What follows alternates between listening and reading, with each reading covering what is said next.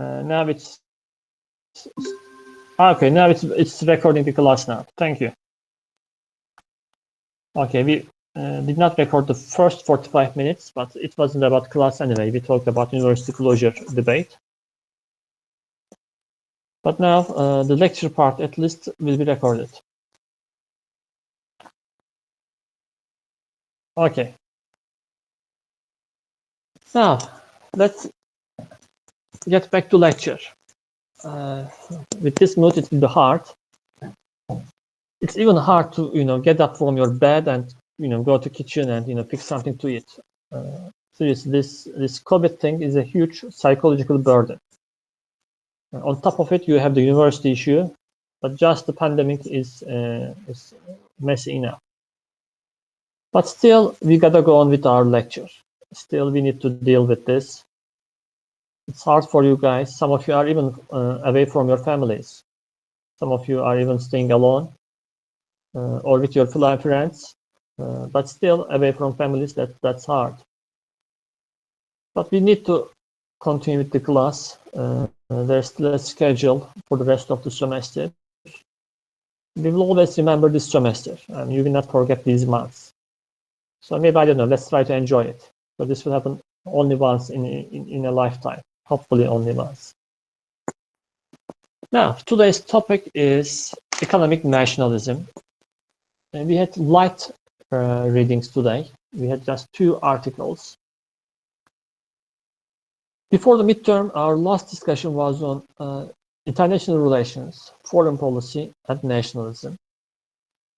And today we will connect nationalism discussions to a new subfield of economics.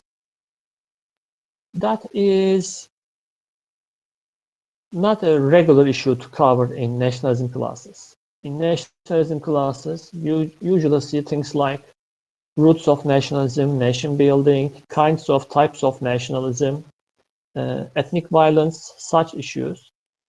But nationalism and nationality debates are not limited to those areas. You see it everywhere. If you remember from our banal nationalism week, nationalism, nationalist symbols, rituals, they are everywhere. Signals, we see them in our daily life, in our ordinary day-to-day life. We see them in politics, both domestic and international. And we see them in sports, of course in culture, but also we see it in economics. And economic nationalism has become a big deal nowadays because our current trend in the world is populism and nationalism. Culture-wise, politics-wise, but also economics-wise. And what does it mean? Economic nationalism. What should you understand from that? I'm asking this question because I just want to hear a new voice. I got bored with mine. So if you answer, please turn on your mic and answer like that. Not the chat. Let's hear some different voice. According to the readings, there was this thing that you cannot define it, what economic nationalism is, and especially with regards to what are the principles of economic nationalism.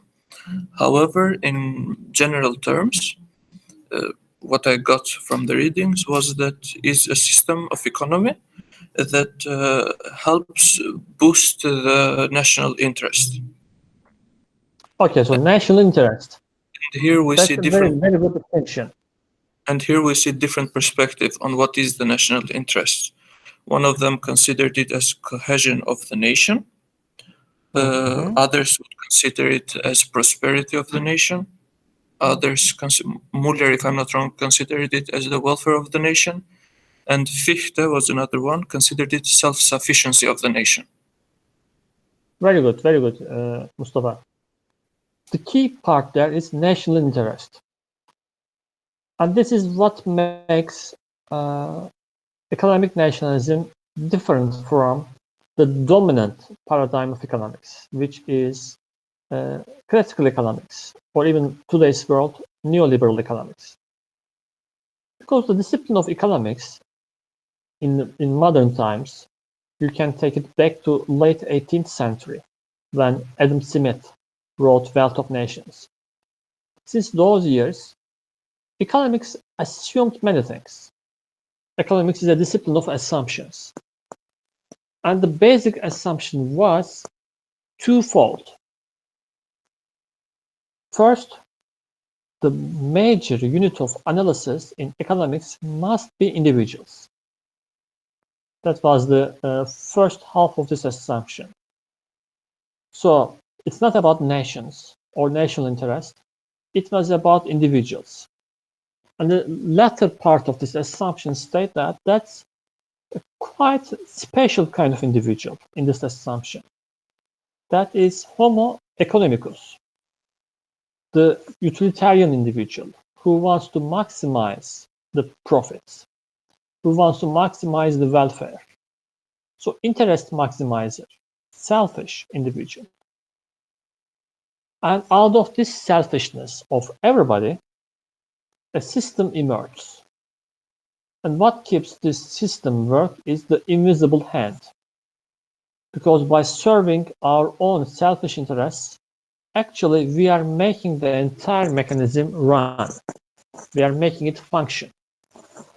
And because of this selfishness, we have the supply and demand curves, and they match. And the best system for economics in this Adam Smith's version is, the best system is the one that allows us to be selfish with minimum government intervention. Because out of our selfish, short-sighted interest, there will emerge the common good. So everybody will be better off. Yes, there will be some people who will be quite rich. Some people will not be that lucky, but the total amount of goods and services and welfare will be best in such a system. So, selfish, utilitarian individuals. It was and still is in the center of economics. The entire economics discipline is about this.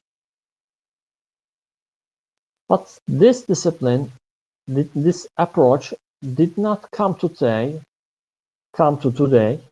without some critics, of course. There were and there still are many critics.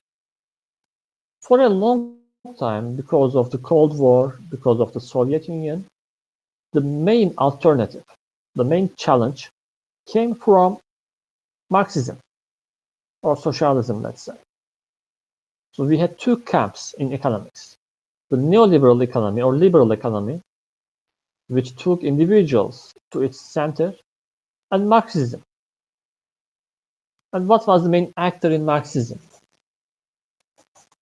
So they did not take individuals to their center. What did they take? That's the question. If I'm not wrong, it's corporations, but like it would be understood as society.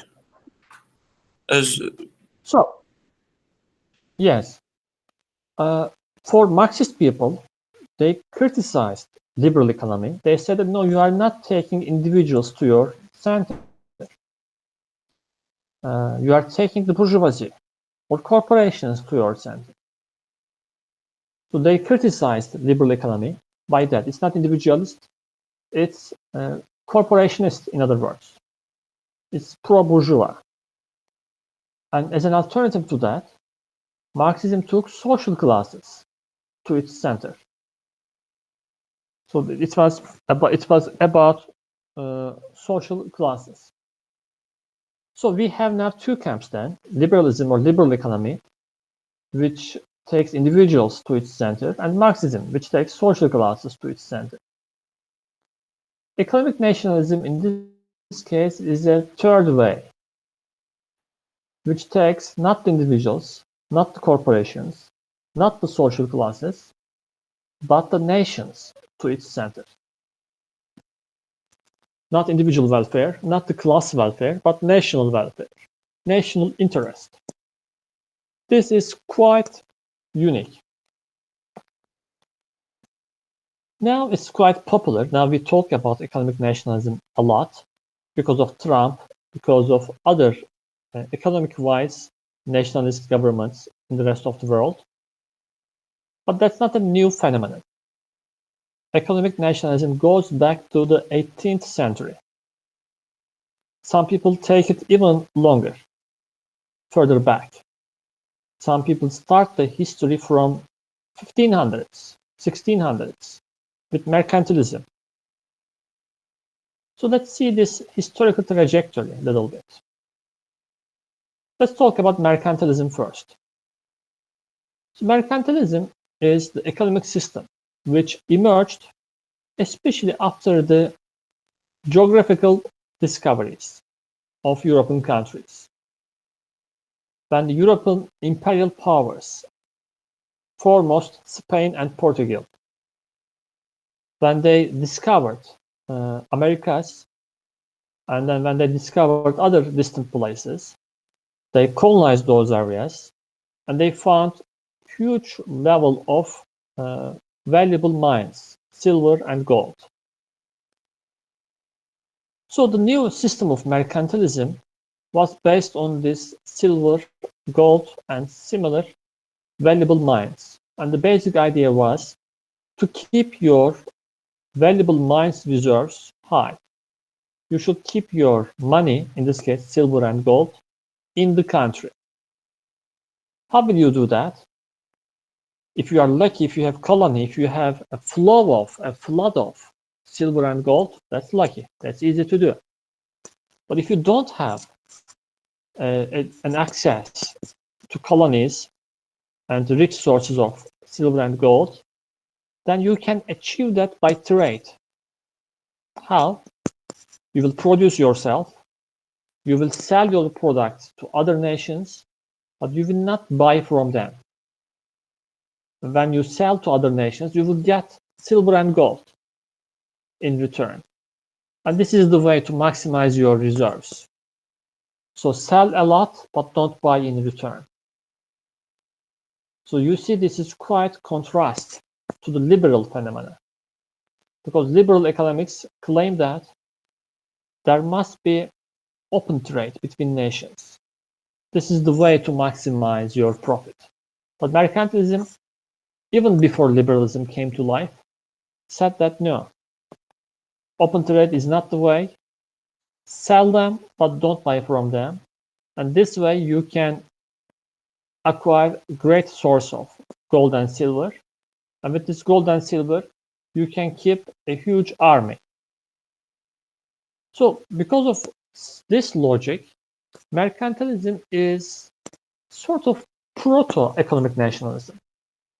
But it is not economic nationalism. It's quasi-economic nationalism. Because these imperial powers, they were not nationalist. When they used mercantilism, there was no nationalism. Nationalism came to life much later, especially in the 18th century.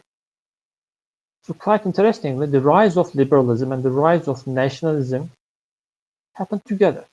These are parallel processes. Mercantilism was older and is still older than both. Mercantilism is older than liberalism and it is older than nationalism. But they share quite a lot. Mercantilism and economic nationalism share lots of principles. They don't share the ideology though. So the real economic nationalism came to life much later, mostly in 1800s, as an alternative to liberalism. In 1800s, we had liberalism because John Locke wrote in 17th century, Adam Smith wrote on the 18th century. So when we came to the 19th century, we knew liberalism. It became the dominant economic discourse. So economic nationalism was an alternative. By whom? By latecomers. By whom? By Prussia, Germans, and by the United States. Because such latecomers who did not have colonies, in the case of the United States, it was a colony itself. So they couldn't have such easy access to gold and silver, and the open trade with imperial powers, it was helping those powers. But even further, even that open trade procedure was not really open. The imperial powers, most prominently the British Empire, they were manipulating the process. So as a reaction to that, people from Prussia, like Friedrich List, and people from the United States, like Alexander Hamilton, these people argued that we shouldn't do open trade with Britain. It helps them a lot more than it helps us. We should think about our own interest. And for that, we should build strong national economies which are based on production. And this is the time when we heard national interest. The earlier mercantilist thinkers, they did not have a discourse on national interest. It was the interest of imperial rulers, that's all. But in this later stage of 19th century, now we see that it's about national interest. That's the primary difference. Hocam, if I may intervene. Of course. One interesting point that I think was expressed in one of the readings was that even this national interest, we can identify it even in the case of Adam Smith. Because even though he appears to be a cosmopolitan, on the other hand, it doesn't serve anyone else other than the British. So they argued that here you cannot identify it like this policy is nationalist or not, this economic policy is nationalist or not. Rather, you, as you said in the beginning, you identify it if it serves the national interest or not. And that's how you identify. Yeah, very good point. And you know, that's quite a striking remark actually, because yes, the British Empire, when they promoted liberalism, they were the superpower of the world, the only superpower of the world. They had the full control over the open seas. They had colonies on the entire world, and they could have the monopoly over trade. And of course, they promoted liberalism. That wasn't the case when British Empire was a much smaller power. When they were in the 16th century, let's say in times of Queen Elizabeth, actually they were not promoting liberalism. They were promoting stealing from the Spanish people. They were mostly handling pirating activities in the Atlantic Ocean against the Spanish forces. They had wars with Spain, most significantly in 1588. They defeated Spain, and then we saw the rise of the British Empire. But when they controlled the world market, then it was the turn of liberalism. The same thing goes with the United States. You know, in the heydays of the Cold War, the USA supported liberalism, open trade. Until when? Until it no longer served its interests. Nowadays, Trump is talking about, you know, building walls, putting quotas, punishing China. It's because free trade helped China a lot. And China is a rising power. And little by little, it's starting to challenge the US dominance. And it's no surprise that now we see a change in the US discourse. It's not because Trump is a crazy man. For the same reason, you see the rise of Bernie Sanders. He's quite the opposite of Trump, a leftist, but he wouldn't be popular in 70s, in 80s, in 90s. He's quite popular in 2010s and 20s, because that's a different world now, because open trade is not helping America anymore. It is helping, but it's helping China too, and America doesn't like that. So, that's good comment, Mustafa, thank you. So Adam Smith, he was a liberal, he was a cosmopolitan, but he cared about British interests. He was Scottish, by the way. He was a product of the Scottish Enlightenment. But you know, the UK, United Kingdom, the Queen. So that was the nation. And you can see the opposite of this amongst economic nationalists. They were nationalist, anti-liberal, but actually they were not. They were saying that if liberalism, if free trade helps your nation, then you can go with it. So in this case, we have this mistake, and you can see these remarks in the readings. We always think that economic nationalists criticize liberalism because of its policies, but actually no. Policy-wise, economic nationalism is quite flexible. Yes, it cares about local production, it cares about trade surplus, but it's not necessarily anti-liberal. If liberalism allows you to make profits, then that's fine for economic nationalists. And you can find such signs in Friedrich List and Alexander Hamilton. Okay, Ibrahim, no worries. Welcome. So, that being said, still the 20th century saw some economic nationalist policies, which were different from liberalism. It's not necessarily different. It doesn't have to be different. But because of conjuncture, because of conditions, they pursued non-liberal policies economically. And what were they? Any ideas? What policies economic nationalists adopted, implemented in modern times?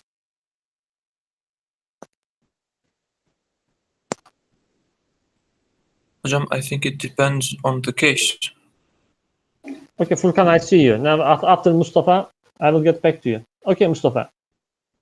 I think it depends on the case. Yes, I agree that, for example, we have protectionism, we have rise of quotas.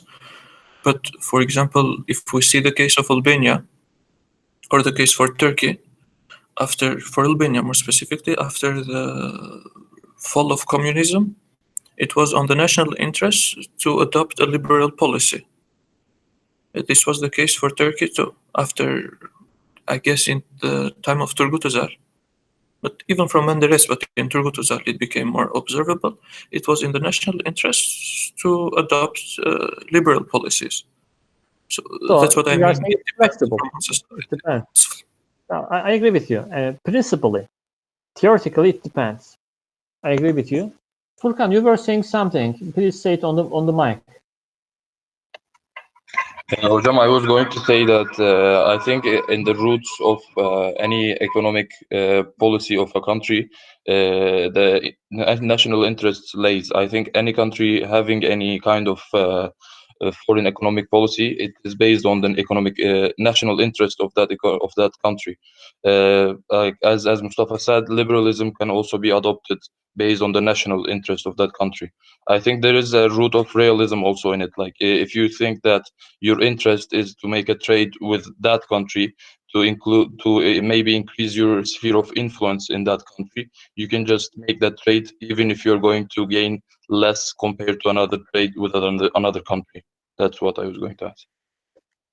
Very good. Actually, I was thinking of getting to this realism discussion, so we will get there. It's good that you reminded. Just a sec. Who is there? Zeynep Gül. Okay, let's hear from you, Zeynep. Domestic production. What about that? Can you say it on the mic?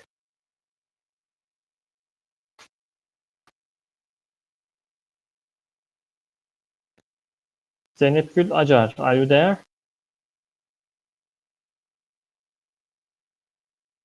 Okay, maybe you have a problem with the mic.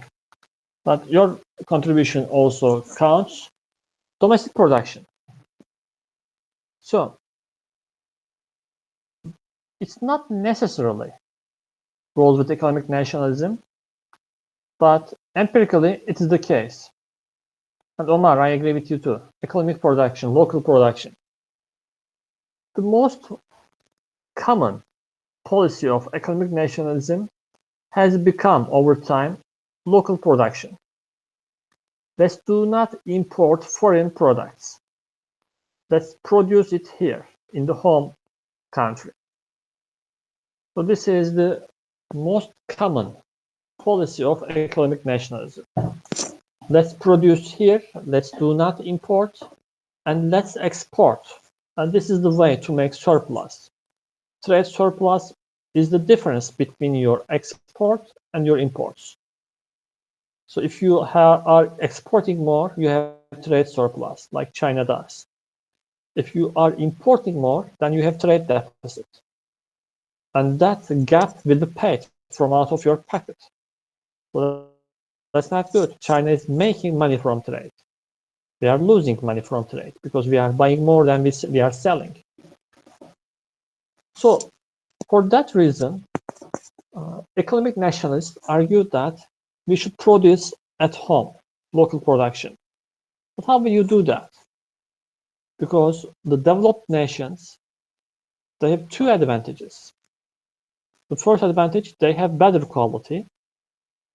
A second advantage is they have cheaper production. The cost of per unit is cheaper. They are more efficient. And now the answers come from Furkan and Omar. Industrialization and ISI.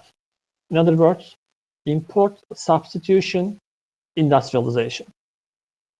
So the less developed nations thought that, okay, we are buying iPhone, but in order to pay this iPhone, we need to sell, hundreds of kilos of potato. So that's not a fair trade. We are, sending them, I don't know, maybe tens of bags of potatoes, but in return just receiving one mobile phone. That's not fair. So how will we compete with that? We will industrialize ourselves. Rather than selling only agricultural products and raw materials, we will also manufacture for our own market and for international markets. The thing is, liberalism does not allow you to do that. Liberalism does not allow you to be self-sufficient, in Furkan's words. Liberalism wants to open your borders, but when you open your borders, of course, people will pay less for better goods. Nobody will want to buy a bad but expensive good. People will prefer cheaper and better quality products. And that comes from, I don't know, China or South Korea or Taiwan or United States or Germany, Italy. So for that reason, we have this policy called ISI, the Omar's point, import substitution industrialization. So the government intervenes, again, an illiberal measure, because for liberalism, government shouldn't interfere in the economy. In economic nationalism, government does that. Exactly, Omar, like Turkey in 60s and 70s before the Özal period. The government limits imports by two ways. You can put quotas. You can say that I will not buy more than 2,000 iPhones in a given year. That's quota. Or you can say that I will not buy more than $200 million worth product from China. That's the maximum limit. This is quota. That's one way to limit your imports. The second way is to place tax on imported goods. Let's say iPhone is coming here, I don't know how much, but let's say 2,000 lira. And in your home, you have Vestel producing cell phone for the same price, 2,000. Of course, consumers will prefer iPhone over Vestel. Same price, but iPhone has better quality. In order to prevent that, government imposes tax, which we call tariff. They impose tariff on iPhone. With the tariff, now you pay for iPhone and you pay for the tariff. You pay the tax. You pay 2,000 for the phone and 2,000 for the tax. Now it becomes twice expensive compared to Vestel. So with quotas and high tariff rates, governments tried to limit, reduce imported goods, and they thought that this way the domestic producers can breathe. They can earn time to make better products, to make cheaper products, and to be competitive until they are ready with the government help. This is called import substitution industrialization. You substitute imports with local products. That's the logic. That is the most common policy of economic nationalism. But again, that's not a necessary relationship. Because at the end of the day, ISI did not work out well in many parts of the world. Because rather than helping to create competitive industries, they created crony capitalism. Crony capitalism means that it's not transparent. People just, provide some favors to each other. People, the government officers accept bribe from the companies, and rather than promoting national interest, they promote their own selfish interest. Bribery, corruption, and favors. So ISI did not create competitive economies, but crony capitalism in many cases. In some cases, it worked out well. In many, it did not. So 60s, 70s passed like that, and with 80s, in the entire world, we saw the rise of liberalism. Margaret Thatcher, 1 year before Reagan, in the UK, she became prime minister, and they devised neoliberal policies, going back to liberalism. In Turkey, Turgut Özal did the same. And people thought that now all other alternatives, they lost. In 89, communism lost. In 60s, 70s, economic nationalism lost, and liberalism became the dominant theme of economic approach. But in 2000s, 2010s, economic nationalism had a revival. Not only in the periphery, but in the center of the system, in the United States, against migration from Mexico, against flood of goods from China, against low currency rate of China, against one-sided favors from the United States to Europe. And Trump imposed even quotas on Canada. The country is in NAFTA with the United States. So now the tide is turning. And we see the same thing in Turkey too. From 2000 to 2010, Turkey did not have a policy of local production. But after 2010s, now we see a turn to local production. Yerli ve milli economy. It became also the dominant theme in Turkey. So far so good. So you got the logic of economic nationalism.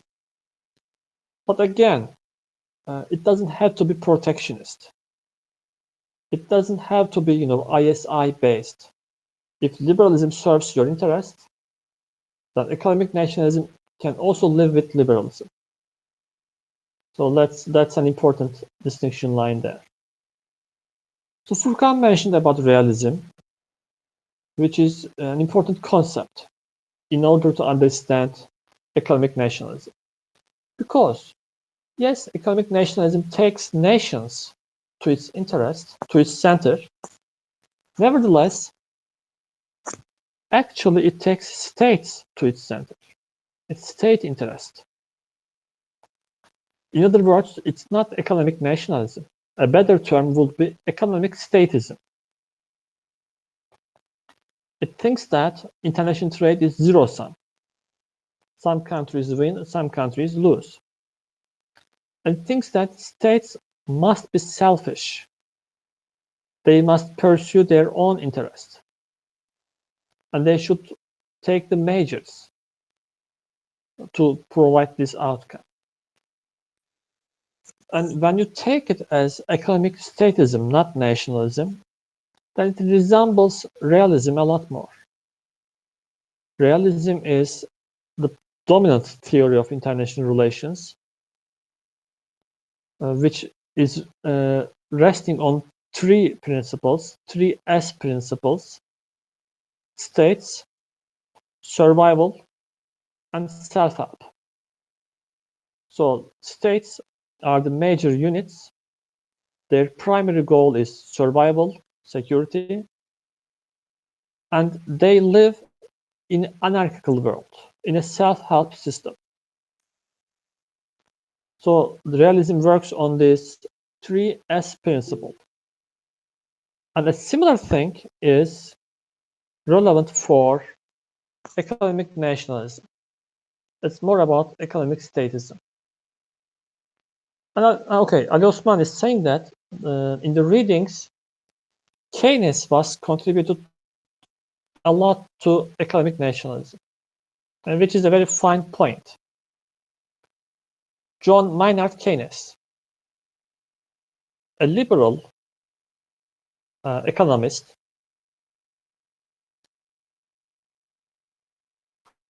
who was very influential in the first half of the 20th century.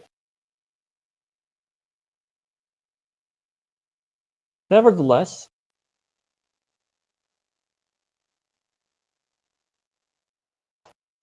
demand boosting, increasing local demand.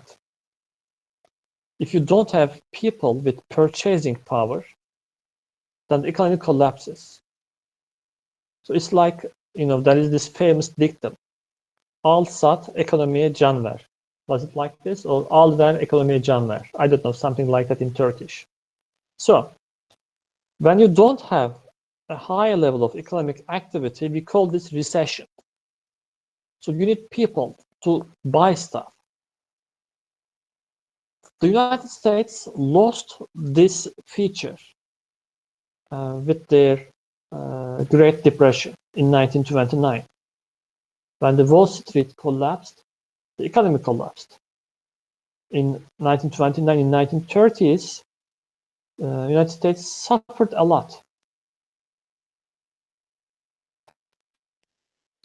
And it was the case of starvation in certain neighborhoods. People couldn't find even food. So this is the time for Keynes.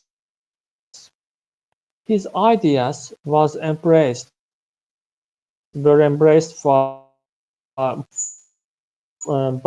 Franklin Delano Roosevelt. Boosting the demand. How will you do that? You need to inject money to the market. But not just printing money in your central bank. Rather, you need to continue with great projects. Actually, many of the grand projects of the United States, huge parks, huge railroads, huge bridges, huge public buildings, they were constructed in 30s. The government just made these huge projects so that it will create employment. And people will get salaries. Okay, who is that? Just a sec. Did you realize how economy affects the power of how realist a state is, the more economic power it has. Be careful with driving. You are driving. Yeah. So I'm racing. But But don't look at the screen, okay? Just pull some of your car. The more realist a country is, the stronger it is economically, right? Okay, thank you, Ibrahim. That's enough. That's dangerous, Ibrahim. You really made me worried. Okay, guys, don't drive and continue the classes. That's dangerous. That's taking, there is this famous ban, don't drive and text.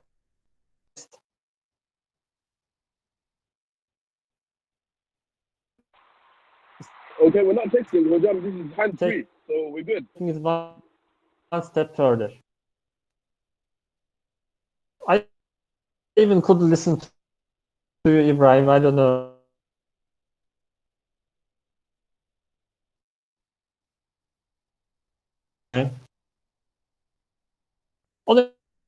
Anyway, when you park somewhere, when you just pull your car on the roadside, then we will get back to you. Okay. To be a major player in the economy,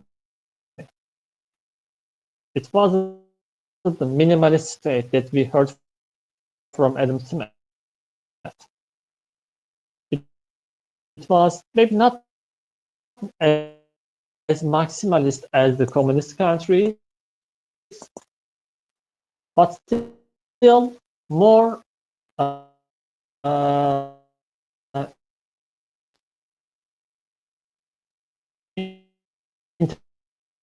interventionist compared to the classical liberals.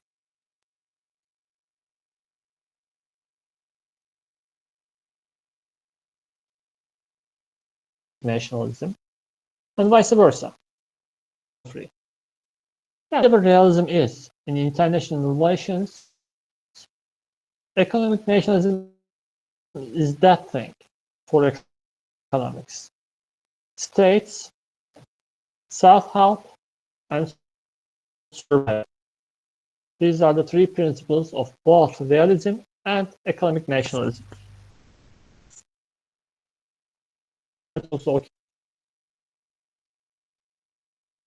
There is a connection problem.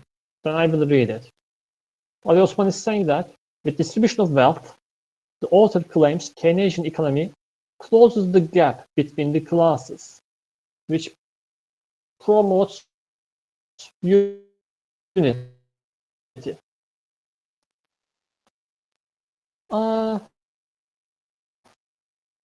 For Keynes, what mattered more was not population. You will lose them in economy. They will not be economic players because they will not have employment.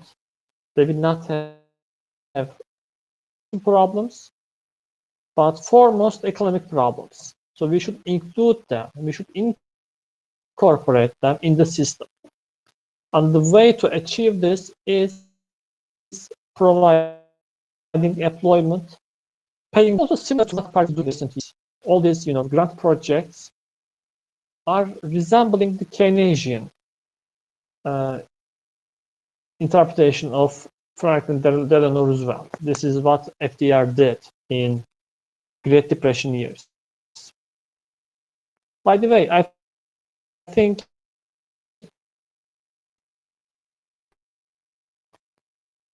that's also strange thing about Great Depression. Up until then, you had love stories, comedies, but in 30s